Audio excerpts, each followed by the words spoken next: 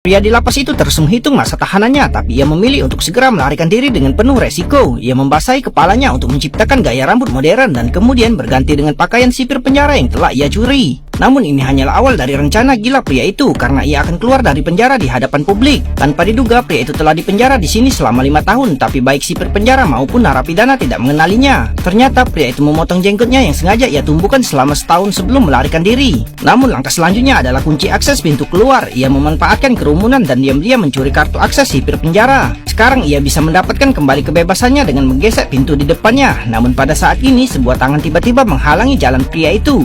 Untungnya sipir penjara mengira pria itu adalah rekan barunya, jadi ia membiarkan pria itu keluar dari penjara. Namun pria itu tidak mengendurkan kewaspadaannya karena sipir penjara akan mengetahui bahwa ia telah melarikan diri dari penjara dalam waktu 10 menit dan ia pasti akan dicari oleh polisi. Jadi pria itu menemukan mobil patroli di penjara. Setelah dengan cekatan menyalakan mesin, ia melajukan mobilnya menuju bandara. Namun ia tidak pergi dengan pesawat, melainkan pergi ke pasar barang bekas di sebelah bandara dan membeli rompi pelayan bekas seharga $3, lalu berpura-pura layaknya tukang parkir.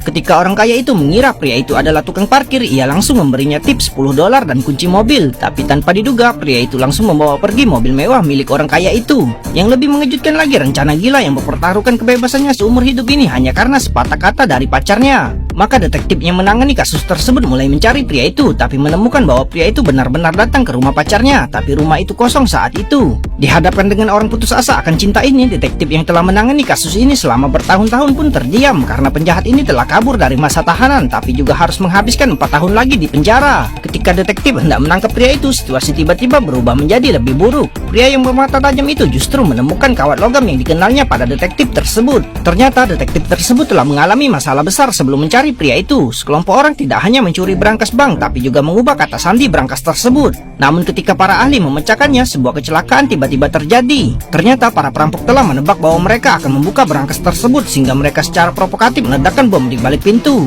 Namun dengan ledakan yang keras, bukti yang dibutuhkan oleh polisi juga ikut lenyap karena ledakan tersebut. Namun saat berhadapan dengan perampok yang sangat pintar, pria itu sekilas melihat bahwa ini adalah tali logam dalam dolar Kanada yang baru. Penilaian profesional lintas batas ini langsung membuat detektif terkejut karena versi dolar ini belum dikeluarkan secara resmi oleh bank. Jadi detektif tersebut meminta pria itu untuk memberitahu lebih banyak informasi tentang perampok tersebut di dalam sel. Tapi di luar dugaan, pria itu tidak hanya tidak memberitahu, tapi juga meminta detektif tersebut untuk mengeluarkannya dari penjara. Pria itu mendapatkan kembali kebebasannya, namun karena dana proposal hanya $700, agen tersebut hanya dapat menempatkan pria itu di sebuah hotel tua.